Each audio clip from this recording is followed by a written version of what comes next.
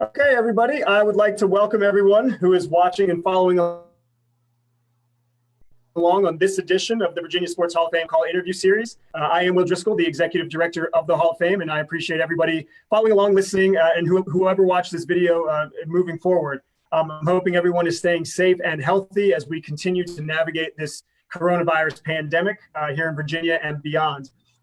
Live sports are really beginning to ramp up again, which is a good thing for all the sports fans out there. And there have been a couple different scenarios that we've seen. And today we are actually pleased to be joined by an athlete who is actually playing in one of the quote unquote bubbles right now. Elizabeth Williams, as you can see on your screen, is from Princess Anne High School here in Virginia Beach and then Duke University, and is a former first-round draft pick into the WNBA. She's a 2017 All-Star, and yesterday began your sixth season, I believe, correct? Sixth season? That's right. In the league with 17 points and 7 rebounds in the Atlanta Dreams opening day win over the Dallas Wings. So congratulations on that performance yesterday. Thank you. Appreciate it. Well, thank you for taking the time out today. I know it's a busy schedule, even though it's in the bubble. Everything is because you have to share so much space. I know that you are. It's difficult to find time.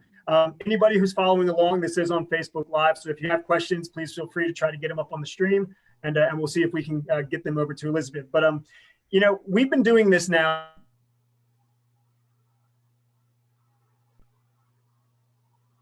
throughout the pandemic, kind of talking to players who are prepping to play, medical professionals, broadcasters. You're actually the first person we've talked to about actually playing during the COVID-19 pandemic. What's it like to compete again? And what was it like to get out there on the basketball court yesterday? Yeah, it was great. It's kind of surreal. Obviously, like a couple of months ago, no one was even sure that we would have a season. I was actually playing overseas when all of the COVID stuff hit. And it was like February, March when it started getting a little more serious. And then they suspended my overseas season in the middle of March. So I came home and was quarantined then. And obviously the WNBA season was kind of up in the air. But I know we had a lot of momentum because of the last CBA that we just put together with the league. So they really wanted to find some way to have some type of season this year. So we worked really hard as a union and with the league to come up with the safest return to play. And so to actually kind of be here and being part of it, it's really cool. You mentioned that your overseas season was stopped right in the middle. That was in Turkey, correct? Yeah, I was in Turkey. And you're actually on the Players Association Executive Committee. You're the secretary, so you were very in tune with the negotiations, the discussions. Was there ever a point in time where you were concerned that a season wasn't going to happen? Yeah, I mean, there's just so many logistics that go into creating a bubble season. So, I mean, I think there were moments where we're like, I don't know if this is going to fly. And then obviously, like we weren't sure with like some states were getting a lot better. And so everyone is kind of optimistic that by the time we would get to the point that we're at now, that the virus wouldn't be as big of a deal. But we still wanted to make sure we were in a space where if COVID was still kind of rampant, that we still felt safe and protected. So, I mean, I think overall, because everyone from both sides was really pushing for something to happen, as we started to talk more and more, it felt more and more realistic that we're going to have a season. So you get it back out there on the court yesterday. Was there any trepidation, or was there any kind of, butterflies or nerves that went out there? Or was it just playing basketball again? I mean, I get nerves before every game, just like right before tip off. And then once you start playing, you're like, oh yeah, I've been doing this a while. So, and it was just really exciting to be back on the court. We're really focused on a lot of social justice initiatives, even while we're in the bubble.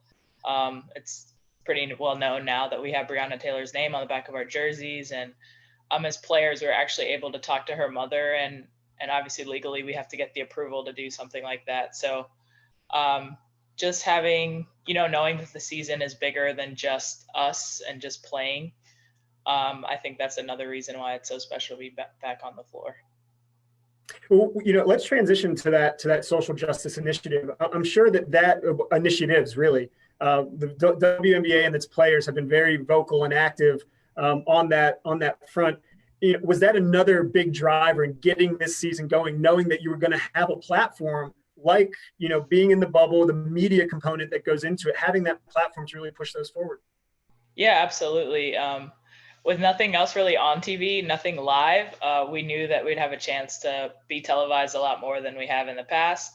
And I mean, obviously there are some players that opted out, to solely focus on social justice. But for a lot of us, we felt like we could still be in the bubble and continue those initiatives. So it's been like really unique, but just really powerful that we're able to have this platform and use it and just to continue to educate people.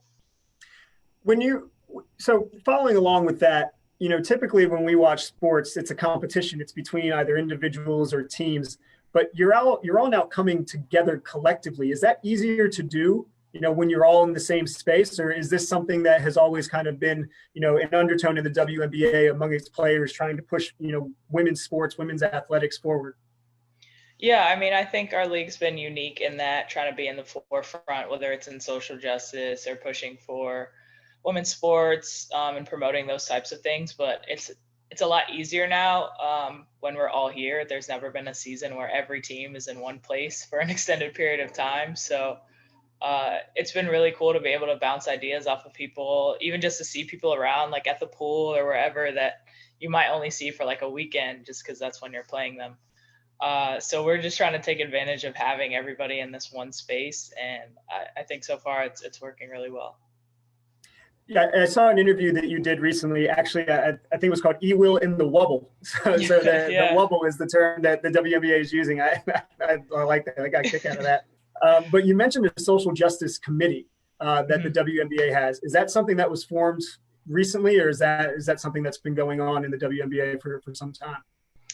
Yeah, it was formed recently. So in our planning for this season, it's a combination of players, some league staff, and I think a couple of people, like some team staff, but basically just to get like multiple perspectives and to make sure that we had a group that was kind of like in the forefront when it comes to the social justice stuff. Obviously every player is involved, but they're kind of like the leaders in pushing that and communicating with activists that are, out in public and being those communicators.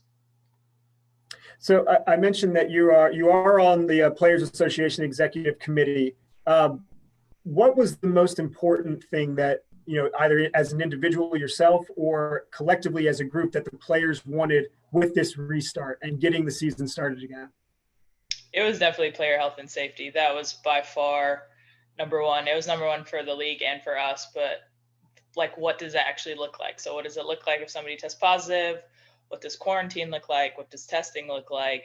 Making sure that we had the full protocols. That was absolutely number one for us, because I think once people feel comfortable with those things, then they don't have to worry about playing. Then playing is just, the basketball. So once we felt like we were comfortable and as an EC we're able to communicate that to other players, I think that's when you can kind of get, the logistics and all the other things kind of figured out. So you had the pre-bubble quarantine, then you get down to Florida, you kind of quarantine again, and now the season started. Have those protocols and safety measures lived up to what the Players Association was hoping for? Yeah, they really have. So obviously you had to have 2 negative tests. So we tested for a week before we came, and then you had to have 2 negative tests before you could even come in. And then we had the initial quarantine period when we came in, and there are actually 2 players that tested positive during that quarantine period. So, but since then there have been no positive tests. And so I think we all like to think that the protocols worked, because the fact that there were only 2 people from the same team that, tested positive in that quarantine period means that people weren't intermingling, people were wearing their masks. Because if we were kind of all allowed to kind of roam free once we got here, then who knows how many people could have contracted the virus. So, and since then we've had no positive tests. We've had players actually come in and do the quarantine, and they've been integrated and have had no positive tests. So far everything's working really well. So we know that the NBA is in Disney World in Orlando. Bradenton is just outside of Tampa, and for those who don't know, the IMG Academy is really a boarding school. I mean, it's a high school preparatory school with a very strong sports focus. Kind of give us an idea of of why that was the site that was chosen, and kind of like a day-to-day of what goes on there with the players, the teams, and coaches. Yeah, so when we were trying to decide on our site, it ended up coming down between Vegas and IMG. And we just kind of felt like with IMG, I'm actually like relatively familiar with the campus because my brother went here for a year. But like knowing that it's gated, knowing that it's kind of like its own site where everything is, and there's also like massive outdoor space, like with the golf courses and the driving ranges and the tennis courts, like it doesn't feel so restrictive, as opposed to being like in Vegas where it's kind of like you got the hotel and you play in the convention center. So there's really not a lot of green space and not a lot of like freedom. That was a big part in choosing IMG, but like on the day to day, so players could choose to live either in the hotel, the Legacy Hotel that IMG has, or in villas or lodges. So if you chose a hotel, it's because you wanted your own room, your own space, but you don't have like a kitchen or a living area. And people that chose to live in the villas or lodges, they have either one or two roommates, and your own room, your own bathroom, but you're sharing like a kitchen, living space. So more people that wanted to cook and kind of not have to rely on other people for their meals. That's where they chose. So I chose the lodge because like being able to have the choice of either eating training table or making my own food. So usually so COVID testing is also at the hotel. So you have to do COVID testing every day.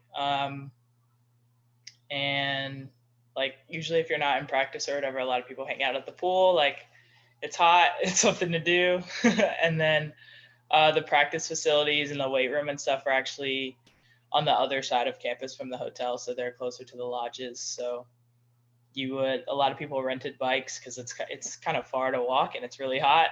So you could like bike from the hotel to practice, do your practice, get your meals from either the hotel or there's a clubhouse by the lodges. And yeah, so it's just kind of that combination of chilling at the pool, going to practice, eating your meals, either hanging out at villas or lodges. It's funny because the ice bath protocols, like you have to have everyone has to have like their own ice bath basically. So there's a lot of like little kiddie pools that you see filled with ice because of COVID, you can't use like the cold tubs. Yeah. So that's like, I don't know if you saw JJ Redick's video where he's like chugging that beer. And Yep, I did. Yeah. So because everyone has to have their own cold tub. So like you kind of see those around. Like it's just different. But on a 450 acre campus, I guess it's pretty easy to socially distance out there, particularly if you're in the little kiddie tubs here, there, and everywhere. Exactly. If you are cooking, is it you who does the cooking or is it your roommate? My roommate's done a good amount of the cooking, honestly, but I did bring a slow cooker. So basically any meal that involves slow cooking, like I've kind of been the chef in that. We may have to do another one of these for recipes because I know a lot of people are always looking for those. So has the transition to the bubble then, has that been, everything that you kind of anticipated? What has been your reaction to it? Is there something that has just been a really hard thing to adjust to, or something that's kind of been a nice release? I mean, I guess adjusting to like having roommates again, like I'm not used to living with other people, which it's not a big deal. Like we all have our own space. And it's actually kind of nice to not feel like, especially because we've been in quarantine for so long, like to not feel like you're isolated. So that's just been different, but good. I mean, it was just, all of it was really different, honestly. Even the initial quarantine period, like having food delivered to you, not being able to really go anywhere. But I think things normalized once training camp started, because then you kind of were on a schedule. You understood like, when to go go grab your meals and when to chill and when to like use your downtime. So it's definitely been really different and unique, but I don't think necessarily in a bad way. I think once the basketball actually started, I think everyone started to feel more comfortable. It's got to be an advantage for you too, that you're actually at a facility that is set up for your job. Now, there's a lot of sharing, but You see some of my favorite photos from sports recently have been seeing all the NBA courts set up in hotel ballrooms. And Yeah. that's got to be a completely different, mindset, whereas you guys actually get to use basketball courts. So I guess that IMG Academy in a way is actually the best of, what could be termed a bad situation in a way. Yeah, definitely. It's nice to actually have the courts and have like the weight room right next to the courts. Like it almost feels like college, like everything's kind of in the same place. And I know the NBA guys, like everything's in the like convention center, which is a little weird. Our broadcast courts are actually off-site. So we have to take a bus to those whenever we have our TV games, but otherwise practice is on-site. But again, because there are 12 teams here and the two courts are next to each other, sometimes you're practicing at the same time as someone else. So you're kind of trying to be the louder team because, I mean, the only thing separating you is like, those nets that they put down. So I think people have a lot of fun with that, but otherwise. Yeah, we talked about how the league and players have come together, but there is still that competitive advantage that you need. Oh, yeah. Yeah, for sure. So have there been any legendary pickup games we can talk about, or are those strictly prohibited? No, we're not. I think generally we're still not supposed to like mix and mingle too much. Like we played a couple preseason games, but for the most part, there haven't been like people just playing pickup. And we're kind of tired, like because the season's shortened, we're playing every other day pretty much. Yeah. So I don't know about people like spending that much extra time in the gym playing one-on-one, but who knows? Yeah. Well, you mentioned that shortened season, 22 games, and you're playing, like you said, every other day. And that is, I've occasionally played pickup at the local gym and, 20 minutes in and I'm, huff and wind. But what's that mindset and how have you been able to prepare for that? We talked to a top sports psychologist on one of these interviews last week, Dr. Bob Rotella, and he mentioned that because of the, preparing for the unexpected and then the quick ramp up, a lot of mental preparedness and preparation has been affected. So how have you been able to maintain that focus? Yeah, I mean, I think mental health was another thing that kind of went into the player health and safety that we prioritize when we're talking about starting this bubble season. We actually have I think two psychologists that are actually on site for us that we can call and have access to at any time. Because obviously like this whole experience, even before being in the bubbles, kind of can be isolating at times. So making sure that we have resources and people that we can talk to has been really important. And for me, I try to, have like my me time, try to meditate and work and journal and kind of focus on those types of things. And then even before this season started, I tried my best to stay in shape and, do home workouts and things like that, just knowing that eventually a season would possibly happen. Being on the executive committee and really kind of being a part of the negotiations to get this done, how many hours would you say you put in just focused on getting the season started? A lot. We like our EC jokes that negotiating and creating this season was harder than the CBA negotiations because there's just so many unknowns. Like it's literally a global pandemic. Like there's just so many things that you just kind of have to figure out, and that makes it so much harder. Like there are constantly questions being asked, and we think we've asked every question, and then a player will say like, "Hey, well, what about this?" And you're like, "Man, I didn't even think about that." Like it's just constant. With so much changing. So, I mean, that's a lot of hours. Well, one of the things that obviously came out of it is the bubble setup. I don't know if you've seen the news today, but Major League Baseball is kind of in a bit of a to use a baseball term, a pickle right now because the Marlins have, half of their team has now contracted it and baseball is traveling. Mm-hmm.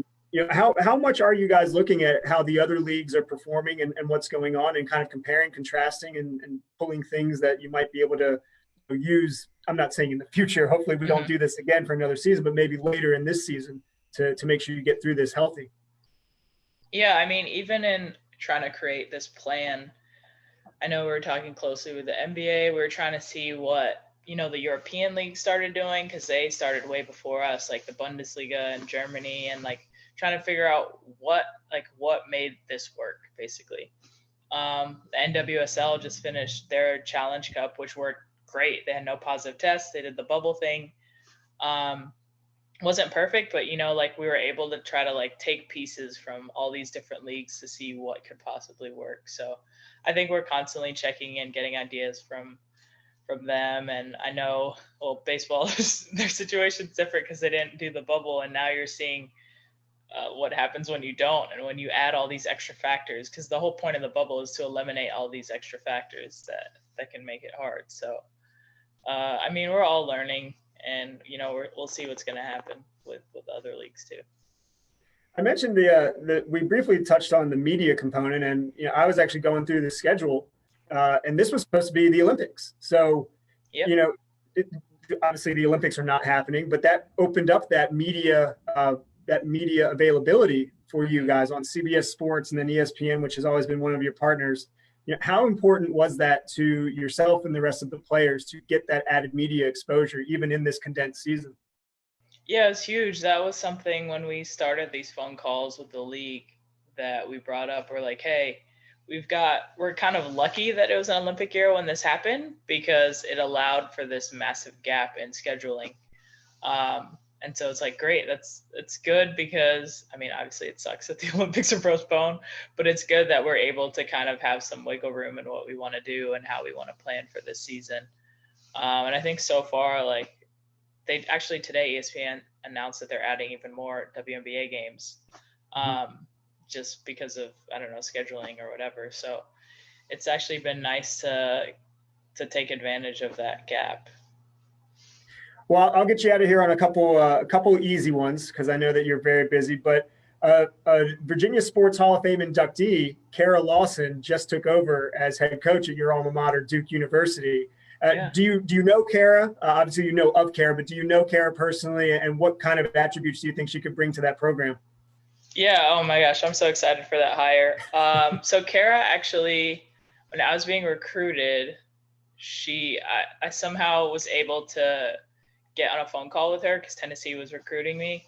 And I was surprised that she remembered that phone conversation, because we actually had a call with all the Duke women's basketball alumni that Kara was on. And she just wanted to like reach out and, say how excited she was. And obviously alums wanted to be able to like interact with her.